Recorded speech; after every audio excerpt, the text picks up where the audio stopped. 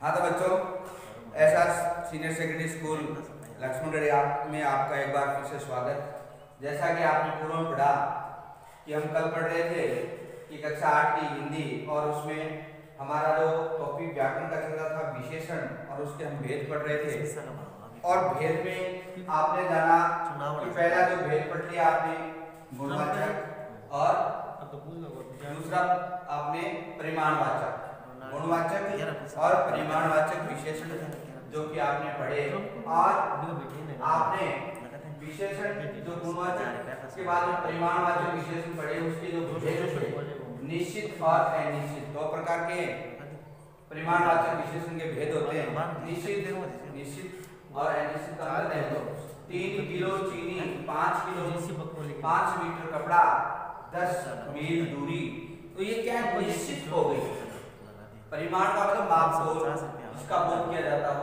तो वहां पर 3 किलो चीनी, 5 किलोमीटर, 5 किलोमीटर, 5 मीटर आदि ये सारी संख्या क्या है, ये निश्चित प्रमाण को पहचानने के बिंदु। अब आती है अनिश्चित वाचक। थोड़ा सा पानी, कुछ काम, इतने पैसे, कुछ जो होते हैं थोड़ा सा पानी, क्यों यहाँ पर कुछ काम है, इतने पैसे। तो इन उदाहरणों के माध्यम से हम माप तोल की जो अनिश्चित मात्रा है उसको हम पहचान सकते हैं। ऐसे उदाहरण आप अनेक बना भी सकते हैं अपने तैयारी के हिसाब से। आज हम तीसरा टॉपिक हमारा विशेषण का पढ़ेंगे, संख्या। विद्यार्थियों कि जैसे इस शब्द में अर्थ निहित है कि संख्यावाचक विशेषण क्या होता है, जिसमें संख्या की विशेष पहचान होती है।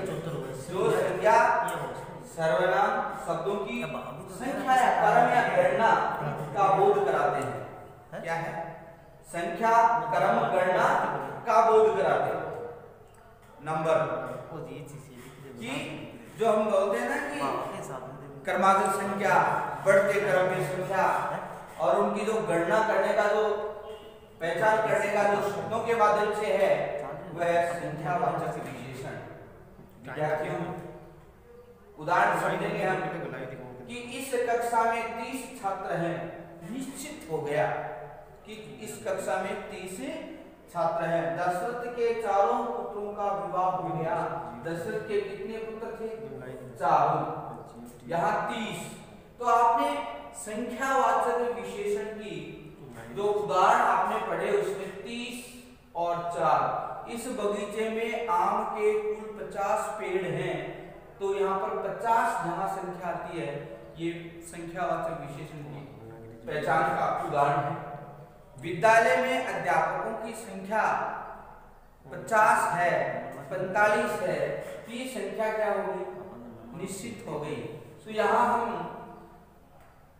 इस संख्यावाचक विशेषण के माध्यम से संख्याओं की क्रमबद्ध गणना का बोध हम विशेषण के माध्यम से पढ़ेंगे।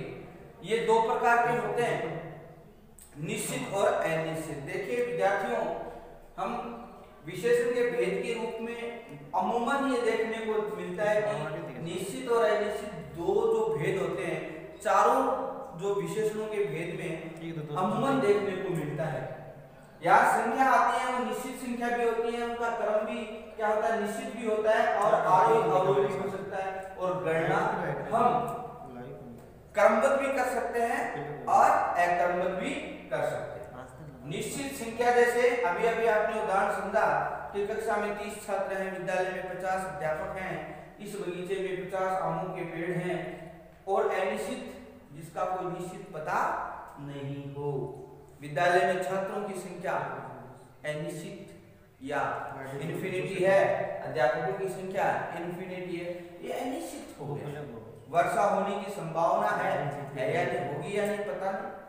तो ऐसे अनगिनत उदाहरण आप इस संख्यावाचक विशेषण के माध्यम से और निश्चित और अनिश्चित विशेषण के माध्यम से आप समझ सकते। तीसरा संख्यावाचक विशेषण के बाद में हमारा आता है सार्वनामिक विशेषण। चौथा बिंदु में आप पढ़ रहे हैं सार्वनामिक विशेषण। जो सर्वनाम परिमाण शब्द विशेषण की भांति किसी संख्या के पहले प्रयुक्त होकर संख्या की विशेषता बताते हैं। संख्यावाची यानी संख्या की भांति शब्द के पहले प्रयुक्त होकर संख्या की विशेषता बताते हैं। उदाहरण, ये लड़का, ये यहाँ पर हमने अंडरलाइन किया है। वे किसान इंडिकेट किया जाता है। हम सब शिक्षक हैं, तो यहाँ हम सब क्या है? तुम सब विद्यार्थी हो।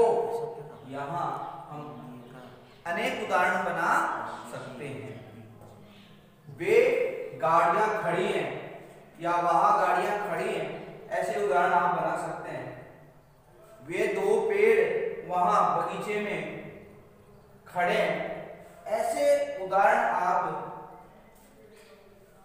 जो हमारा सार्वनामिक विशेषण है, इसके माध्यम से आप समझ सकते हो। क्या लिखा कि शब्द विशेषण की भांति किसी संख्या के पहले प्रयुक्त होकर संख्या की विशेषता को इंडिकेट करता हो, उसकी डेफिनेशन को बताता हो। अब यहाँ उदाहरण आपने समझे। अब विद्यार्थियों, जिस प्रकार संज्ञावाचक विशेषण के जो भेद होते हैं, उसी प्रकार सार्वनामिक विशेषण के भी भेद होते हैं। यहाँ आपने 2 पढ़े, यहाँ हम 4 पढ़ेंगे। किसके? सार्वनामिक विशेषण के। तो ये सार्वनामिक विशेषण के 4 भेद होते हैं। पहला है निश्चितवाचक, अनिश्चितवाचक, ये तो आपने उनमें भी जाना होगा, लेकिन यहाँ प्रश्नवाचक और संभावनावाचक। क्या है? संबंधवाचक। अब संबंधवाचक क्या है? आपने देखो यहाँ सार्वनामिक विशेषण में 4 भेद पढ़े। निश्चितवाचक या निश्चयवाचक। निश्चयवाचक का मतलब क्या है? विद्यालय में कोई 5 अभिभावकों की टीम आई, निश्चित हो गया। आज सुबह बरसात हुई थी, निश्चय हो गया। अनिश्चय का मतलब बाहर कोई आ गया।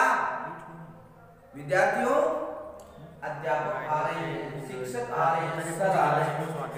अब सर कौन आ रहे हैं इसका हमें पता नहीं।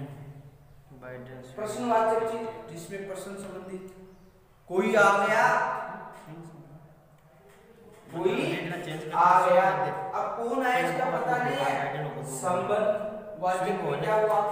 संबंधवाचक में जिस लड़के ने फूल तोड़ा था वह लड़का गेट के पास खड़ा है। जिस लड़के ने फूल तोड़ा था वह लड़का गेट के पास खड़ा है। अर्थात संबंध हो गया। किसका हुआ? कि फूल किसने तोड़ा? उस लड़के ने। वही लड़का गेट के पास। ठीक है। आदि उदाहरणों के माध्यम से हम परिमाणवाचक विशेषण के 4 भेद पढ़े। आज हमारा टॉपिक पूरा होता है विशेषण का, और इनको 4 भागों में बांट करके इसको भागों में बांटते हुए इनके उदाहरण, और आपने अच्छे से इसकी तैयारी की होगी।